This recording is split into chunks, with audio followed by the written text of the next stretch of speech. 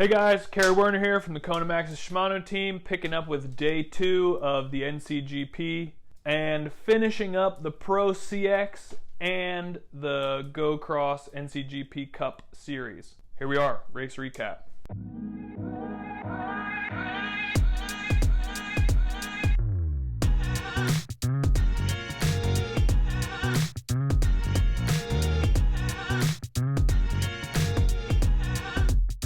So, after Saturday's performance, I was really hoping that the legs were opened up, the body was firing, was feeling a bit more snappy. Off the line, had another good start.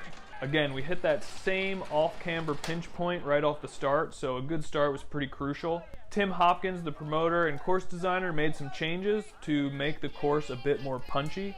So those wide open straights and really high speed corners from day 1, there was less of that, and so it was a bit tighter on the backside, a lot more off and on, and that definitely suited me better. But it also meant having a good start was even more crucial because the gaps started happening much faster in the race than they did yesterday. Scott McGill got on the front first and really started twisting the screws. I jumped up and helped him out on lap 2.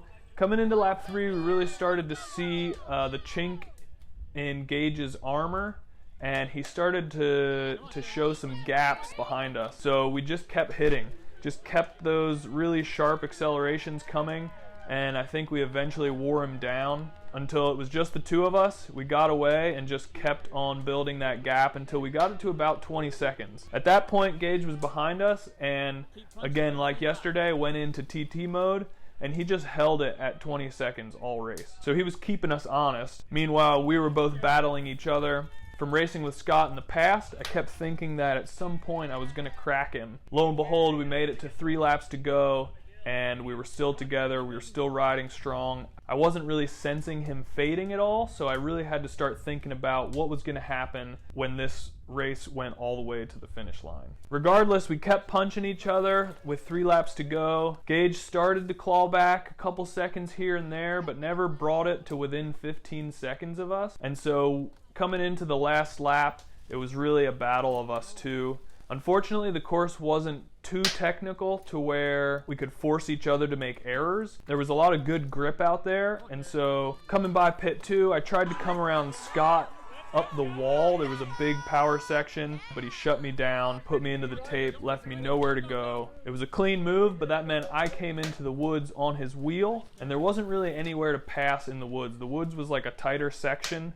There was some roots and stuff, so you'd risk a flat if you got off the main line. What that meant is, we came out of the woods, turned left onto the pavement stretch. It was about 30 to 40 yards of uphill until it flattened out, and then there was another 50 yards or so before the finish straight. I was pretty confident that I could come around Scott just because he had done a lot of work on that last lap. Figured that might take some snap out of his legs. However, as soon as we turned left onto the finish straight, he dropped into his drops, slowly started to wind it up.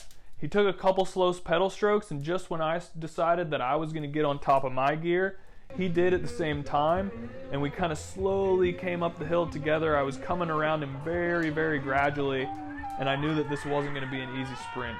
I caught a lucky break here, and Scott told me after the race that he pulled out of his pedal. I had this surge where I came by him really, really quickly, and then we were neck and neck for a while, and it came down to a really, really close bike throw. Luckily, I pipped him right at the line by probably a rim depth. We then collided after the start-finish, but I knew I had him. I could kind of look down and see that I kind of pipped him right at the line.